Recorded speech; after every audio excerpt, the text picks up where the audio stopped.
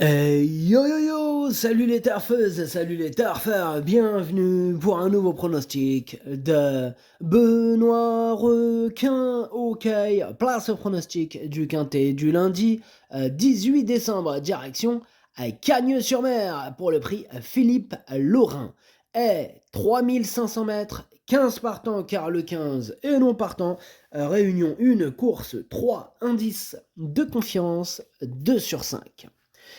Petit retour sur le quintet du samedi 16 décembre, eh bien les troubles faits étaient mon regret et le chef de ma liste des casseurs de tickets repéré.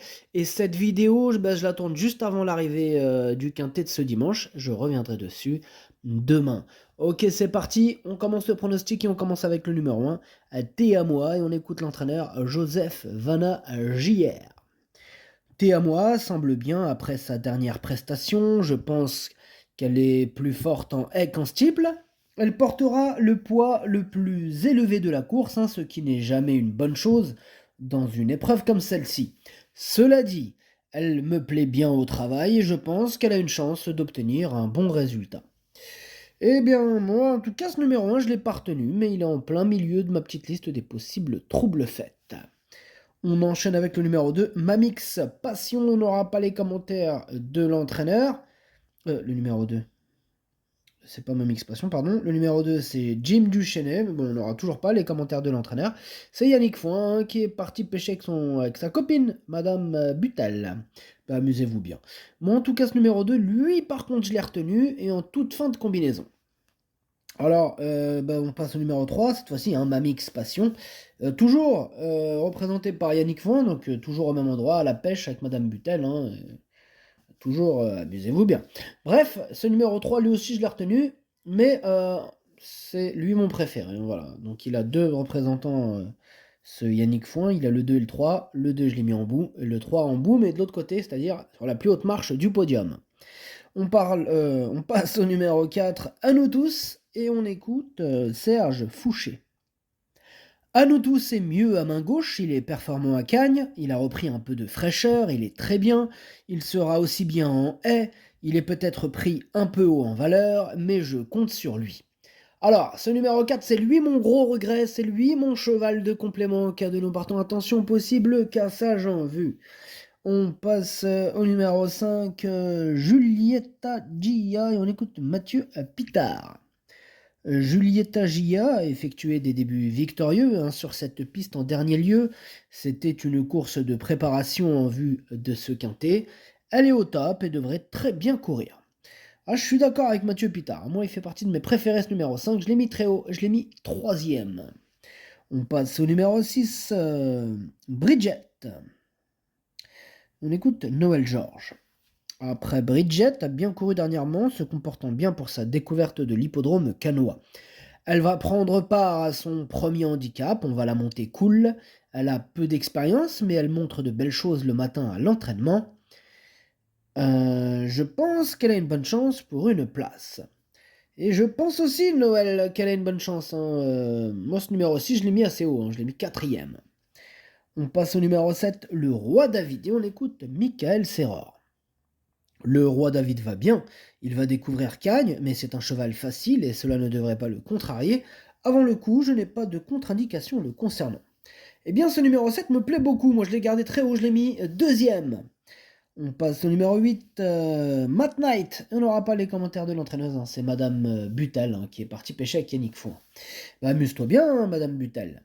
Alors, ce numéro 8, je l'ai pas retenu, par contre c'est lui le chef et le capitaine de ma petite liste des possibles casseurs de tickets repérés, attention. On passe au numéro 9, Romarius, et on écoute Sylvain Déez. Romarius s'est trompé sur l'Open Ditch pour finir en dernier lieu. Cela allait bien jusque-là, il était loin d'être battu.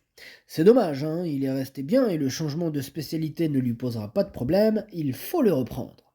Bon, moi je ne l'ai pas repris ce numéro 9, c'est un regret, c'est mon deuxième cheval de complément en cas de non partant. On passe au numéro 10, Petit Amadé, et on écoute Hugo Merian. Petit Amadé a effectué une bonne rentrée et j'en attends une bonne performance. J'en attends aussi une bonne performance de ce numéro 10, étant donné que je l'ai gardé, mais plutôt en bout de combinaison. On enchaîne avec le numéro 11, Tigresse d'Argent, et on écoute Mathieu Pitard. Tigresse d'Argent a du mal à revenir au meilleur niveau depuis sa longue absence. On tente le coup en lui enlevant les bouchons et en mettant les œillères australiennes. C'est un coup de poker hein, pour essayer de prendre une bonne allocation, mais ce n'est pas du tout une priorité.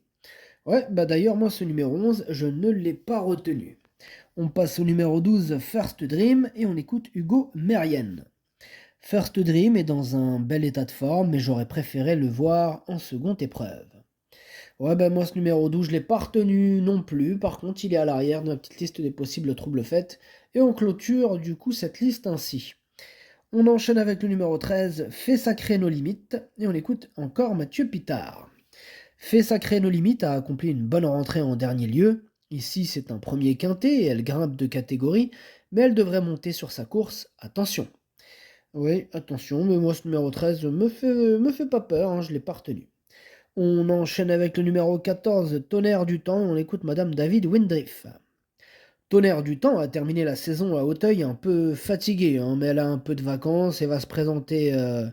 Elle a eu un peu de vacances et va se présenter avec un peu de fraîcheur.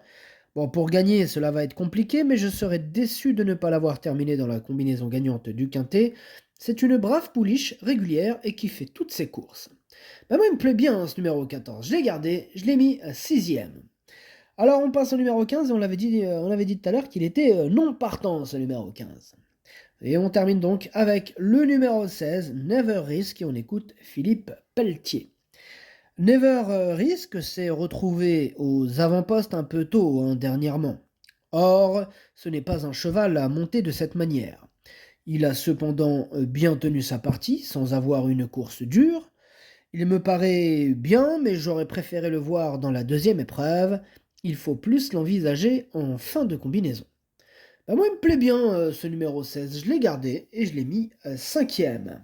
Le pronostic, ça donne 3, 7, 5, 6, 16, 14, 10, 2. Merci d'avoir suivi cette vidéo. N'hésitez pas à mettre un pouce bleu si la vidéo vous a plu. Pour accéder à tous mes tickets pour la course du Quintet, eh bien rendez-vous directement en description de la vidéo. À jouer avec modération. Bonne chance. Chopez-le moi. Ciao.